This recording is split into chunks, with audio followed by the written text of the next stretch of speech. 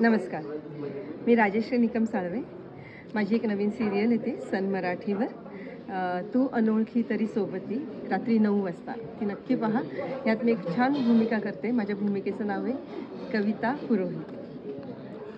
नमस्कार, माझं नाव उदय साळवी. मालिका येते. त्या मालिकेमध्ये मी निशिकांत पुरोहित हे कॅरेक्टर करतोय. माझे हिरोईनचे बाबा. 5 जानेवारीपासून रात्री 9 वाजता आपल्या सन मराठीवर ही सिरियल सुरू होते.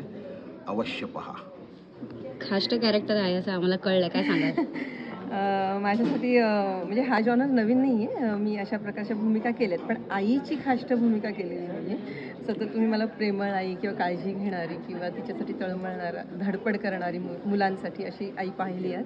ह्या माझा वेगळा जॉनर आहे. जसं तू म्हणालीस तसं खाष्ट म्हणण्यापेक्षा कुटुंबासाठी लढणारीच आहे ती. पण माझं कुटुंब छान राहण्यासाठी तिला जर अपशकुन वगैरे मानते ती, तर तसं माझ्या घरात नको, म्हणून ती खाष्ट आहे.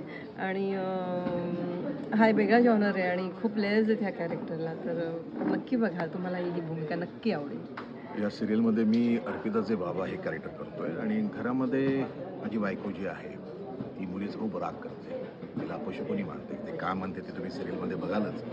पण त्यामुळे आईचा मुलीवर खूप राग आहे, बापाचं मुलीवर खूप प्रेम आहे आणि त्यामुळे मुलगी आणि बाप हे बॉन्डिंग जे आहे ते ह्या सिरियलमध्ये तुम्हाला बघायला मिळेल. आणि याचं वैशिष्ट्य असं आहे ना की ह्या सिरियलमध्ये प्रसंग आणि घटना ज्या आहेत सगळ्या त्या खूप वेगळ्या आहेत.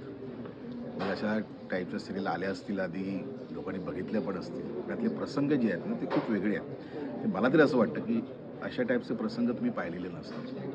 तर त्यामुळे जरा वेगळ्या पद्धतीने ही सिरियल झाली आहे असं मला वाटतं. कारण बेसिकली आर्टिस्ट म्हणतो आमची सिरियल सगळ्यापेक्षा खूप वेगळी आहे, हटके आहे. त्यातले प्रसंग, घटना खूप वेगळे आहेत आणि चांगलं प्रोडक्शन, चांगला लेखक, चांगला दिग्दर्शक आणि चांगले कलावंत अशी भट्टी जर चांगली जमली त्यातून खूपच काहीतरी चांगलं येऊ शकतं असं मला वाटतं. त्यामुळे आमची सिरियल तुम्ही नक्की बघा. आमची नवीन मालिका येते तू अनोळखी तरी सोबती, सन TV मराठीवर. 5 जानेवारीपासून रात्री 9 वाजता नक्की पहा. आपल्या सन मराठीवर.